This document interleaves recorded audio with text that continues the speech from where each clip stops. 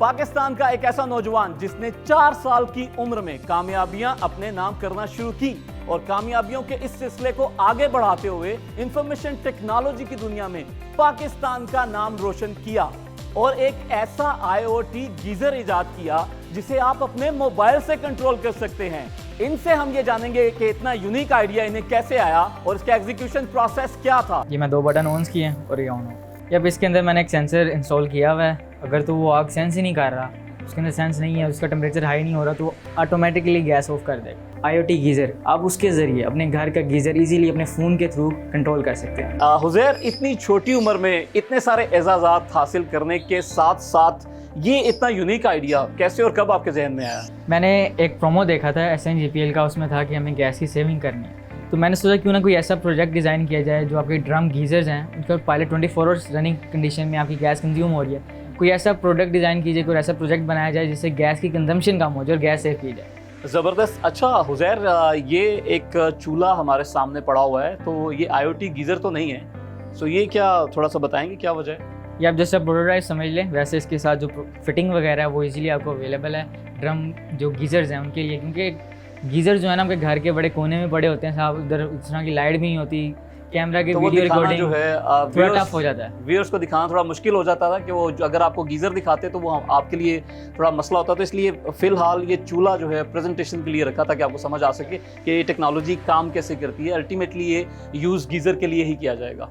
ये गीज़र के साथ साथ इंडस्ट्री में भी यूज़ किया जा सकता है, आपके घर के स्टोव में भी इजीली यूज़ हो सकता है, जहाँ इसको आप मतलब डिफरेंट प्रोडक्ट्स में इसी टेक्नोलॉजी को आप इस्तेमाल कर सकते हैं। जहाँ पर बर्नर का यूज़ होता है और आप चाह रहे हैं कि आप उसको अपने फ़ोन से कर लें कंट्रोल, इजीली वहाँ पे हो सकता है। ज़बरदस्त। अच्छा, थोड़ा सा इसकी डेमोन्स्ट्रेशन हमें देंगे कि ये किस तरह से टेक्नोलॉजी काम करती है? इसके अंदर कुछ सेंसर्स हैं जो कि आपको आपके पानी का टेम्परेचर बताते हैं। आप इजीली अपनी रज़ाई में बैठ के, सर्दियों में तो जब गीज़र चलाना था तब ठंड होती है, तो बड़ा मुश्किल लगता है उठ के जाएं, और ख़ास तौर पे जो बिल्डिंग्स हैं, हाई राइज बिल्डिंग हैं, तो वहाँ पे आपको टॉप पे जाना पड़े तो वैसे ही तो अपने कमरे में इजीली बैठ के अपने फ़ोन ओपन करें, वहाँ पर एक ऐप है, उससे आप अपने टेम्परेचर मॉनिटर कर सकते हैं, आपके पानी का टेम्परेचर कितना है। आप इसमें टाइमर भी सेट कर सकते हैं कि इस टाइम पे जाके गीज़र स्टार्ट हो जाए। उसके साथ इसकी स्टोव का टेम्परेचर है, वो सर्दियों में होता है ना, हवा की वजह से आग बुझ जाती है, तो उसमें भी ये मॉनिटर है कि आपको मॉनिटर रहेगा कि आपकी आग बुझेगी, अगर बुझ भी जाती है तो आपकी गैस वेस्ट नहीं होगी। ये आपके फ़ोन से कंट्रोल होती है। जी जी। इस वक्त ये वाईफाई के थ्रू कनेक्टेड है, ये टेम्परेचर बता रहा है। अच्छा, मैं इस पे 2 टेम्परेचर्स देख रहा हूँ, ये 2 टेम्परेचर्स किस चीज़ के? एक पानी का टेम्परेचर, इस वक्त सेंसर नीचे पड़ा हुआ है पानी का, जो गीज़र का वाटर है या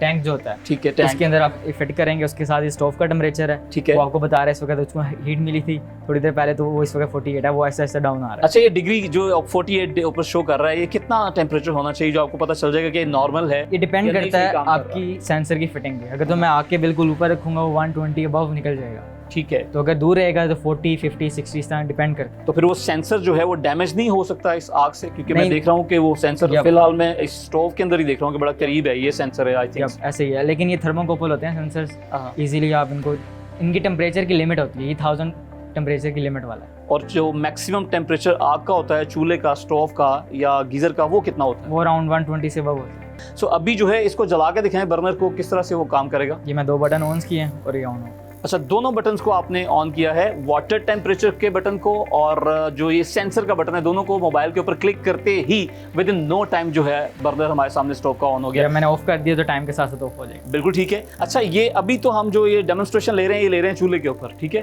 तो इसका मतलब ये सेंसर जो है ये घरों में जो डोमेस्टिक हमारे जो स्टोव यूज़ होते हैं इलेक्ट्रिक, अमूमन हम देखते हैं कि वो ऐसे बटन दबाया तो वो इलेक्ट्रिसिटी से जो चूल्हा जल जाता है, तो उसकी भी रिप्लेसमेंट हो सकता है? ये जस्ट अ प्रोटोटाइप है।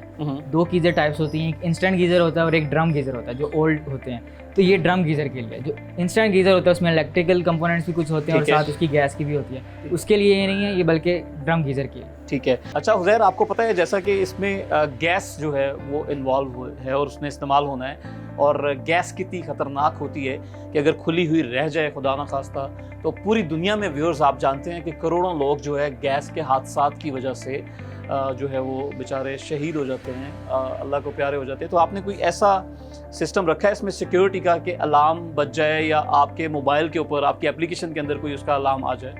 अब इसके अंदर मैंने एक सेंसर इंस्टॉल किया हुआ है, अगर तो वो आग सेंस ही नहीं कर रहा, उसके अंदर सेंस नहीं है, उसका टेम्परेचर हाई नहीं हो रहा, तो ऑटोमेटिकली गैस ऑफ कर देगा। वो गैस ऑफ हो जाएगी, गैस आपकी लीक भी नहीं होगी और कोई लीकेज वगैरह की वजह से कोई ब्लास्ट वगैरह का भी खतरा नहीं होगा। और वो सेंसर कि ख़राब होने की कितनी प्रोबेबिलिटी है कि वो ख़राब हो जाए, वो बताया ही ना। बहुत कम है ये इसकी। रिस्क भी तो है ना, बहुत बड़ा फैक्टर है। या पैसे ही है, लेकिन अगर आप ख़राब हो गया तो आपके फ़ोन पे लिखा आएगा कि ये नहीं चल वो नहीं चल रहा है फोन उधर पे। वो डैशेज आ जाएंगे कि आपके पास इधर इसका लेकिन temperature ऐसा नहीं आ रहा। पॉसिबल नहीं है कि वो ख़राब हो जाए और गैस चलती रह जाए। नहीं, ऐसा पॉसिबल नहीं, क्योंकि जो मैंने प्रोग्रामिंग की हुई है, अगर वो टेम्परेचर ही नहीं उसको मेरा ऑफ रहेगा। जी उज़ैर, एक दफ़ा मैं अपने खुद से भी इसको ज़रा ऑपरेट करके देखना चाहूँगा कि क्या किस तरह से ये टेक्नोलॉजी काम कर रही है। ये मोबाइल है जी और ये दोनों टेम्परेचर शो हो रहे हैं, तो दोनों ऑफ का स्टेटस जो आ रहा है व्यूअर्स दोनों का ऑफ का आ रहा है और मुझे सिर्फ इनको दोनों को ऑन करना है। वाटर टेम्परेचर को ऑन किया और ये बर्नर को जो है ऑन किया और थोड़ा डिले के साथ ही ऑन होता है। वाओ, ज़बरदस्त, इट्स अमेजिंग।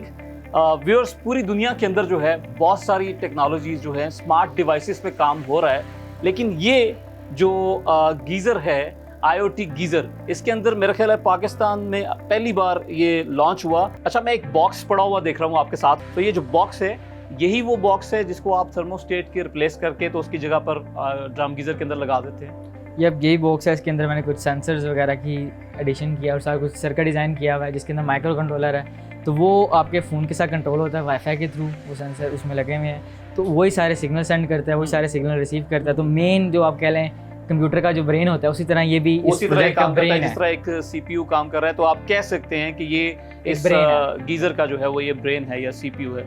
अच्छा, तो इस बॉक्स के अंदर आपने जो है 2 सेंसर्स यूज़ किए हुए हैं, ये बॉक्स एज इट इज़ उसके अंदर फिट इन हो जाएगा। अच्छा उज़ैर, IoT गीज़र है तो ऑब्वियसली इसके लिए इंटरनेट जो है वो एक लाजमी जुज़्व है।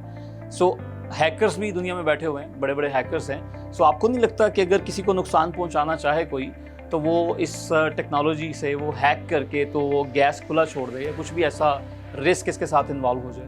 फर्स्ट ऑफ ऑल मेरी अपनी ऐप डेवलप की हुई है मैंने, उसके ऊपर आपको आपकी ईमेल आईडी के ऊपर ही एक स्पेशल कोड आता है, IP एड्रेस जिसे कहते हैं, तो वो आप जब तक एंटर नहीं करेंगे ऐप के अंदर आप नहीं कर सकते।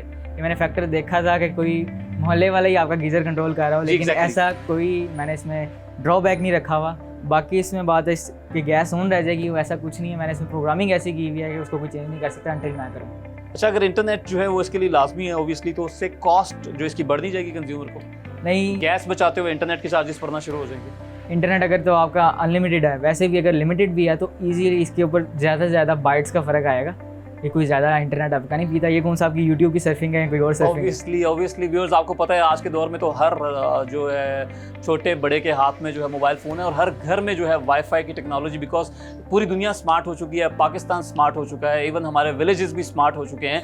तो अब इंटरनेट जो है वो कोई ऐसी चीज़ नहीं जो कहीं पे अवेलेबल ना हो सके। हर घर के अंदर इंटरनेट मौजूद है और उसकी कोई कास्ट का खर्चा, कोई एक्स्ट्रा एक्सपेंस उसका नहीं होगा यकीनी तौर पे। अच्छा उज़ैर, कितने यूज़र्स जो हैं एट अ टाइम जो है इसके अंदर ऐड हो सकते हैं इस एप्लीकेशन के जो अंदर? मेरी ऐप डेवलप मैंने अपनी की हुई है उसके अंदर आपको जब तक आपके पास वो IP एड्रेस है, जो वो IP एड्रेस जिसके पास वो है वो ईजिली अपनी ऐप में करेगा तो वो कनेक्ट हो सकता है। लेकिन इसके अंदर ऑटो सिंकिंग भी है कि जो भी नेट से कनेक्टेड है और वो देख सकता है। अगर आपके हाथ में दोनों फ़ोन्स हैं और वो दोनों कनेक्टेड हैं इस डिवाइस के साथ, तो दोनों सिंकिंग में है। यहाँ से ऑफ होगा तो यहाँ से भी ऑफ होगा। ठीक है, कोई ऐसा नहीं हो सकता कि यहाँ से भी ऑन हो गया, यहाँ से भी ऑन हो गया। ये तो नेक्स्ट आपसे पूछने ही वाला था कि अगर मुख्तलिफ यूजर्स होंगे तो आपने ऑन किया, किसी और ने ऑफ कर दिया, तो ब्लास्ट वगैरह का भी कुछ हो सकता है, लेकिन ऐसा कोई नहीं। वो ऑटो सिंकिंग है उनके आपस में। अगर एक ने ऑन किया तो तमाम यूजर्स के पास उसका स्टेटस आ रहा होगा कि गीजर ऑन है, और अगर ऑफ है तो तमाम के पास स्टेटस आ रहा होगा कि इट्स ऑफ। अच्छा, यूजर्स की कोई तादाद नहीं है कि अनलिमिटेड यूजर्स जो है इसके अंदर ऐड किए जा सकते हैं।